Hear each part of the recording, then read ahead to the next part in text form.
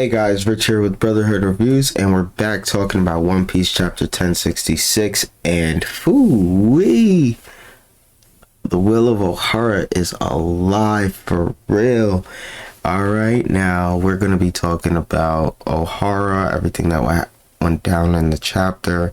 It was mainly, we were mainly in one area, so I'm just going to talk about that, and then I'm going to talk about the last double page spread, which is Luffy and the rest of the gang. So there was just two things that happened in this chapter, also the cover page. But first, don't forget to like, comment, and subscribe if you're new to the channel. I really appreciate all the new subs lately, and it will definitely keep bringing you guys more content. But now let's get into it. This chapter consists of a lot. Okay, the cover page, we are going back to Germa with company. And that company is putting, the Clown. Now, Caesar Clown, that is going to be interesting, especially coming with this being the final arc. Alright, now let's move on to the regular chapter.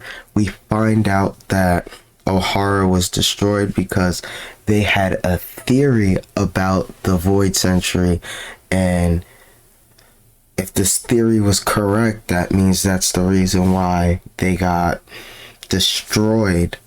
And it is pretty much confirmed that whatever information they found out was true in this chapter, but we wasn't told what the information was. So, which I like, because that just gives us a reason to go to Elbath. So anybody that's upset about us not getting revealed what specifically Vegapunk and Robin was talking about, because they just alluded to the thing, and is like, yeah, you know what it is, Robin, trying to make Robin say it out loud. Now they figure out that Robin's mom threw all the books out the window into a pond, and giants led by Jaguar D Sol fished them out and took them back to Elbath. So that just confirms, that is the main thing right now, is everybody was wondering, why are we going to Elbath? Usopp's reasoning isn't a strong enough reasoning for us to go back to Elbath. Well, go to Elbath. And this is definitely a solid reason to go to Elbath. And I can't wait to see what happens next. But they continue to talk, and we actually get to actually see Vegapunk, what Vegapunk looks like. He has this weird shaped big domed head, and it's a confirmed that he knew Dragon and he knew Clover, and he was originally asked by Dragon to join the Revolutionary Army, but he went with where the money was, which is very understandable in a man of his situation, a man who wants to better the world. And you're better off going with the people who run the world at that moment, and then switch sides when the going is getting. But we get a lot of information on them, their history, and we also get a lot more history behind Clover, on how he used to run the seas, being known as the world's greatest archaeologist before he settled down in Ohara, and then all the rest of the scholars of the world started to flock to him there, which is a very interesting fact, because it's how did they get there? How did that start? Was that everybody just assumed that Ohara was just naturally okay, this is where they keep the information? But no, he pretty much turned Ohara into Ohara. And I'm saying Ohara a lot, but not it's just thinking of Ohara and Library of Ohara, the two YouTubers. But you know what I'm saying? It's just a centerpiece for like the vast majority. But it's a very emotional moment too for Robin, because we figure out that Saul's still alive, and he says, and Vegapunk says, like, I can't disclose whether or not that's who that is, because that person is currently in hiding. So like, it's confirmed, but it's not confirmed, because they know, like, regardless of, like, they're not really, the world government isn't trying to pick a fight with the Giants, but if they knew that that type of sensitive information was on the Giants island, then they would definitely try to do like a buster call or something to get there.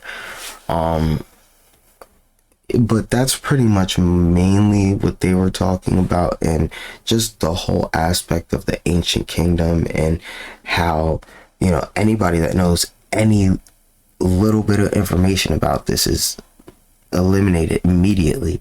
So, you know, Usopp was like, yo, so stop telling me. I'm like, I can't unhear this. Stop telling me. You keep talking. It's a really good, it's really funny. But yeah, but that's pretty much all the information that they give us about the Void Century and all that, like the backstory. How the Revolutionary Army was started was amazing. Like how, like, pretty much Ohara happened, and he was like, oh, I'm done, like, this is it, I'm gonna raise an army. Like, and that's the thing, we find out that Dragon doesn't even like war, and he's raising an army. He doesn't even like war, so he's raising an army to you know, determine peace. So this is very touching for him. This means more. And you know, you have to go against the thing, you have to build the thing that you hate to defeat something even worse than the thing that you hate. So I think it's a very good story for Dragon's standpoint. Now the final panel just pretty much shows Luffy and Chopper trying to get the big giant robot in the junkyard to work, and then they run into nobody other than Vegapunk, which is weird though, because he has a apple as a head. So I think what he did was he separated his brain into all 6 robots, and now his main body is just like a receiver, which would be pretty cool. But he pretty much tells Luffy like, oh yeah, oh you're Dragon's boy, I figured you'd be here eventually. And that's the end of the chapter, and that's the last, you know, I don't remember if it says break next week or not, but if it's not, I can't wait. If it is, I still can't wait. But I want to know your thoughts on this chapter, so you guys let me know your thoughts in the comment section below, and I hope you guys have a good day, time, night, whenever you guys are listening to this. Thank you.